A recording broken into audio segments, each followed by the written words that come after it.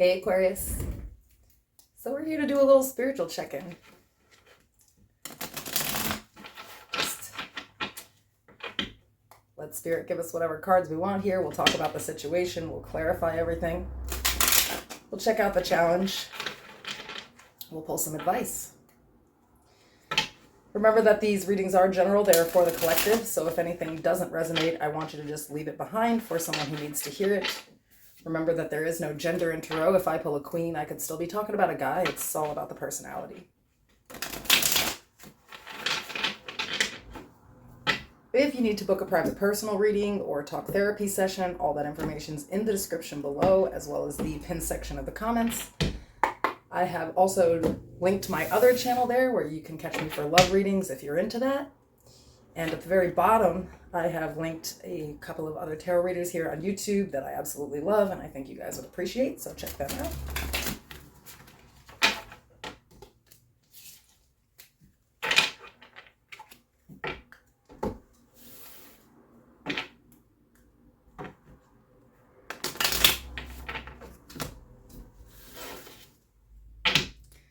So you guys get to be my very first reading with my new deck.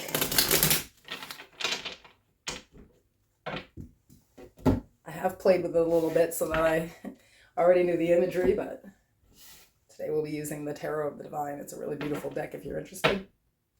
Okay, let's see what's going on here. Tell me about a situation that Aquarius needs to be aware of, please.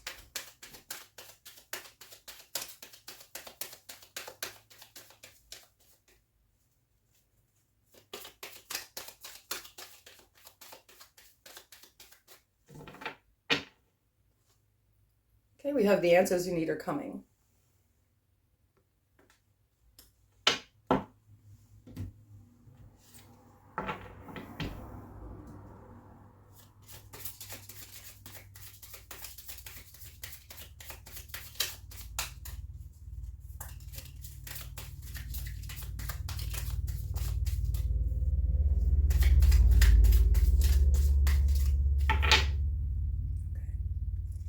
So the overall energy here is the Five of Wands. We have the Four of Coins, Six of Wands, the Empress, Six of Coins, Six of Swords, Seven of Coins. Or sorry, that's the Seven of Cups. Goodness. Temperance. Death. The Knight of Coins. And the challenge here is the King of Swords, which is Aquarius energy.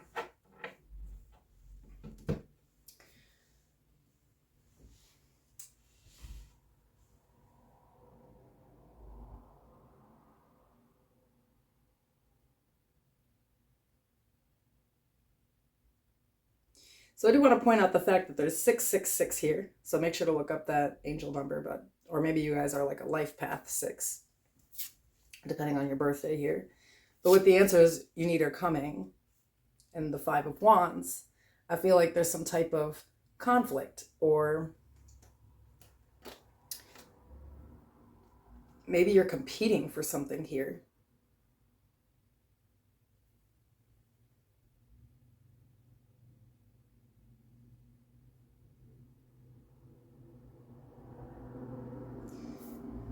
Now, of course, the Four of Coins is, I mean, it can have a few meanings here. It's like we could be stacking and saving. We could be a little stingy with our energy. We could be holding back. With the Six of Wands, though, I feel very much like it's like the victory or the success is in holding back energy. And I don't mean this in a bad way. I feel like when there is some type of conflict or drama, instead of involving yourself in it, you kind of like take a step back, like reserve your energy and just wait until you figure out really what's going on here with the answers you need are coming. Of course, we have the Empress. So this could be, about some new journey here. For a lot of you, this could be money. I have a lot of coins energy. For some of you, it is about an entire new life. With the Six of Coins, the Six of Swords, it's like moving, into this new cycle where like whatever you're giving, you get back, which I think has been a problem in the past here. With the King of Swords being the challenge, it's about, holding boundaries, speaking your truth, being your authentic self. Instead of putting up some kind of front here, the Seven of Cups is about like putting up an illusion, making things appear that they're not. It's also about having several different types of opportunities or choices here and not really knowing which way to go with it. So it's like to me, that I'm looking at an Aquarius who feels like their entire life just needs to do a 360, but they're also aware that they're in control of that. And the wrong thing to do here would be to get involved in the drama or the conflict and all the nonsense. It's like, we don't want that. We want peace. And so we're taking a step back and we're waiting basically for the divine to reveal to us which direction we are supposed to go in here, which is really intelligent. Here we have Temperance and Death and the Knight of Coins. So I feel like we're even taking the actions towards this. It may be kind of slow moving, but we're talking about a full transformation here with the Empress and Death. The old us is dead, and the new us requires some patience and some hard work. So it's kind of like I'm not looking at somebody who's just like, oh, I want life to change. I'm looking at somebody who really is contemplating how they can change life, how they can move direction. The King of Swords, using your brain, So I feel like we're planning something here, but we do kind of need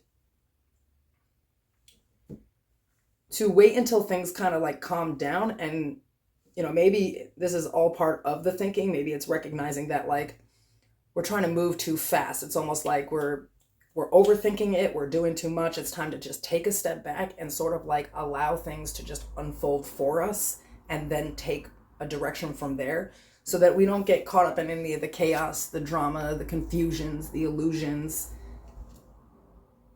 So I would say almost like, using our intuition to guide us instead of, the words of others or whatever is going on around us. We're not. I think maybe in the past you would have just involved yourself in the drama. If somebody came in, they were like, oh, well, this and that, you would have just went off on that. And this is very much a different energy. This is like a person who really, has spiritually ascended to this point where it's like the better thing to do here is to not get involved and just sit back and wait for the right time, the answers that we're looking for, and kind of make decisions based from there. For a lot of you, this is like all points in your life with the Seven of Cups. It's like everything that you're involved in, you've changed your mindset on now. Like we don't come from an emotional place. We come from this logical place now. So it's work, it's relationships, it's family, it's everything,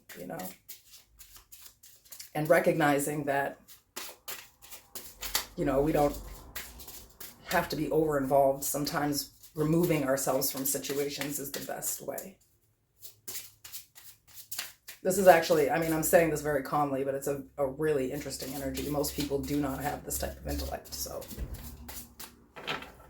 we'll pull some advice here. Okay, we have Polar Bear, Mystic.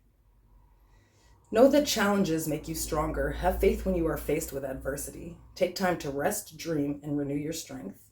Embrace your psychic abilities, and you carry the shaman within. Like I said, we're not involving ourselves in any kind of chaos here. Instead, we're taking that like higher route.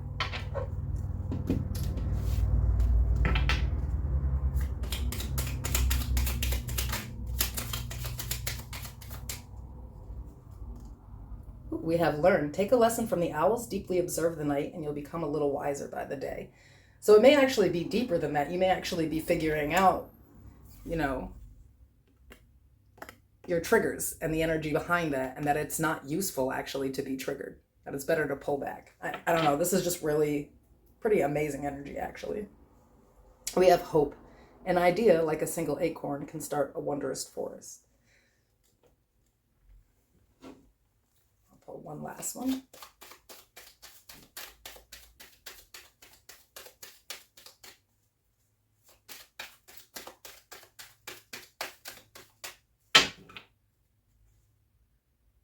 Your commitment is being tested.